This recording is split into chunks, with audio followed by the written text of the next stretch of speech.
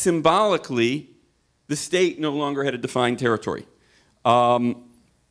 If you were a 5th grade kid staring up at the board, you guys were better students than me, but let's just say that you were not paying attention and you were staring at the board where the map of your country was, you actually didn't and don't to this day see the borders of your country on the map. And in fact, in, I think it was 2005 or 2006, I have the exact date in the book, a pair of Israeli geographers did a survey among university students at Hebrew University and Bar Ilan University. At Hebrew University, 37% of the students could draw the green line, the actual border of the state of Israel on a map. And at Bar Ilan University, I think it was 26%. So most Israeli university students, the intellectual elite, don't actually know where the borders of their country are. The borders became something like sex in Victorian society. It's really important. It defines everything about life, but let's not talk about it in public, and particularly not in front of the children.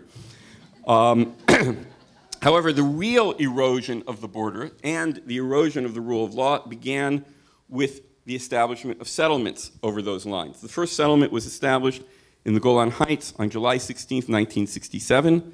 I found the papers that show exactly when the date was. I also found the first settler there. It violated law and policy at the time, and yet Army officers, Jewish agency officials, and Yigal Allon's labor ministry helped out. Allon fraudulently, by his own testimony, provided funds from his ministry budget to support the new kibbutz in the Golan Heights. State officials were returning to their glory days when they fought British rule and set up settlements to establish the borders of the Jewish state to be, except that now the government whose authority they were undermining was the same government that they were serving in as officials. They were like in this repertoire theater where they were playing the young revolutionary and the middle-aged bureaucrat at the same time. I leave it to their shrinks to figure out exactly how they did that, but okay. The first settlement in the West Bank, Kfar Etzion, was established in September 1967. It was also the first settlement to be explicitly approved by the cabinet. Before bringing this decision to the cabinet, Levi Eshkol asked the legal advisor of the foreign ministry, the top Israeli government expert on international law, a man named Theodore Meron, whether he could do so, whether he could settle civilians in the territories taken in the war. I found Meron's, this completely unexpectedly, I had no idea of this in advance. It wasn't an issue I expected that I was even researching, but in Eshkol's office files, I found Meron's top secret response in the Israeli State Archives. He wrote, "My conclusion is that civilian settlement in the administered territories contravenes explicit provisions of the Fourth Geneva Convention." Lest you think that Theodore Meron was some sort of outlier, or perhaps didn't understand Zionism, or didn't understand whatever, I'll just give you the capsule biography. Theodore Meron was born in Poland in 1930. He spent his teenage years in Nazi war camps. He arrived in Palestine in 1947 at the age of 17. In the next 10 years, besides doing his army service, he finished high school, his law degree at Hebrew University, his doctorate in law at Harvard, and his postdoc in international law at Cambridge. And what have we done? I get really sad every time I tell this. It makes me feel horrendously inadequate. He joined the Israeli Foreign Service. By the age of 37, he'd become the legal advisor of the foreign ministry. He wrote this opinion. When I asked him about it in 2007, he said it was an important piece of paper, but it wasn't difficult. The law was absolutely clear. In 1977, he left the Israeli Foreign Ministry to go back to academia as a law professor at New York University, and became probably the most authoritative expert on the wars of law on the face of the earth. Among other things, he wrote the theoretical background that led to the creation of the International Criminal Tribunal for the former Yugoslavia. He was appointed to that court by the United States when it was created in 2000. He served for a period as the president of that court, and at the age of 82 is still on the court as an appeals court judge. So he's not an outlier. I know that there are other opinions on the issue of settlements, but this was the opinion that was given to the Israeli government by its in-house expert, the person that was supposed to establish legal policy for it, and by the way is by far the majority opinion in international law. Now, there's an interesting footnote to that. The settlement, despite that, was established a week and a half later. On the day that Kfar Etzion was established, an order was sent by the Israeli colonel who was in charge of administering the occupied territories out. This order was sent out to the army. Also marked top secret. I managed to get to this document in the IDF archives after a 5-year legal battle for access. And it says, as a cover for diplomatic purposes, the outpost at Kfar Etzion will be presented as a military base, because under Meron's opinion, temporary military bases in occupied territories were permissible. The note goes on to say that the base has no actual connection to the Israeli army.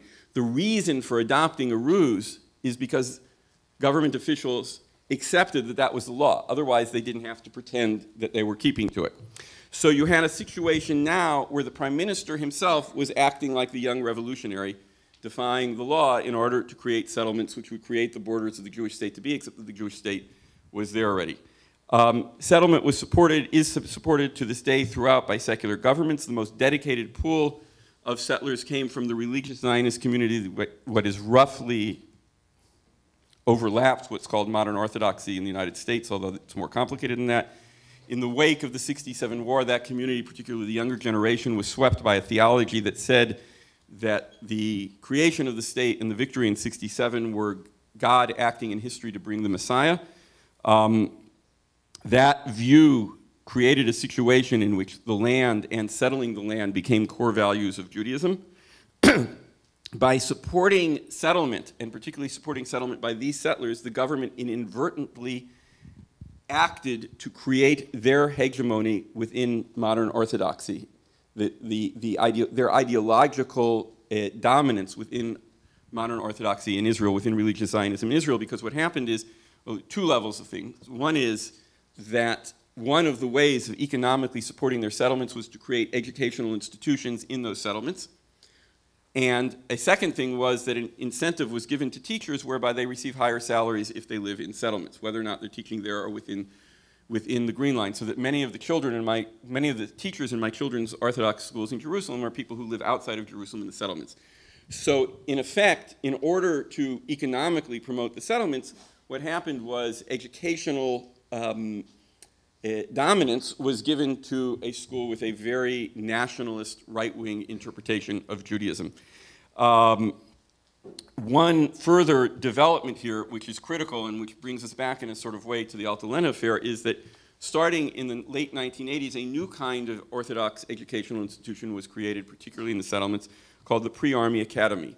The concern was, and it's a legitimate concern, was that young Orthodox soldiers are under a lot of peer pressure to stop being religious.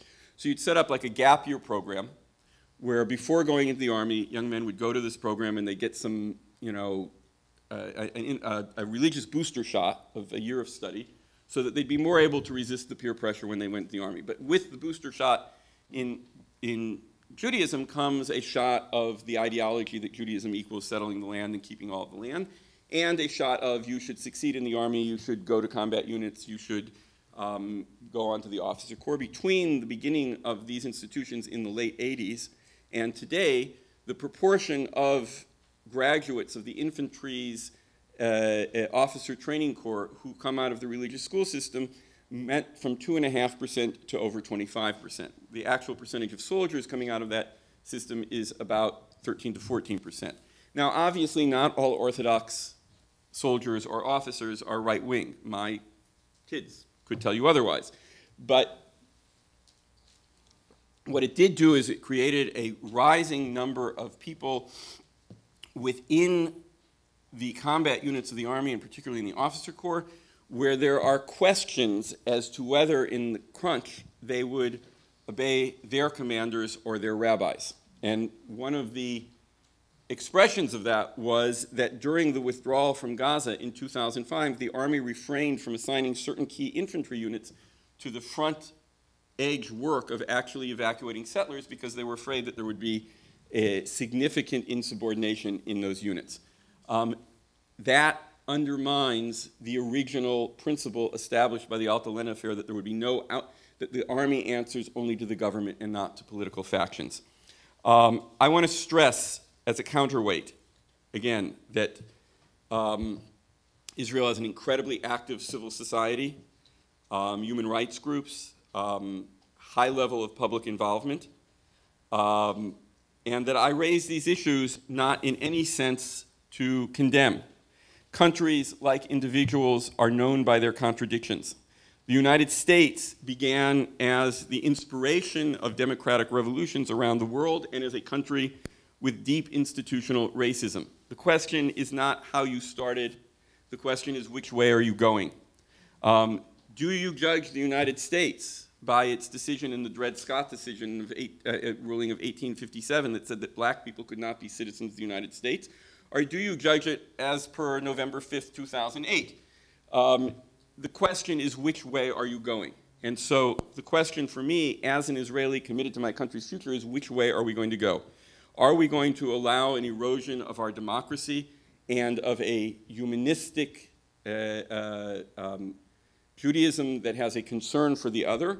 Or are we going to reestablish those things? Are we going to create, as it were, the second Israeli republic where democracy is strengthened and reestablished? In order to accomplish that goal, I would argue there are at least 3 minimum requirements. This is not a comprehensive list, but it's enough to keep us busy until tomorrow lunchtime. So I'll just start with this. The first thing is that we need to separate state and synagogue.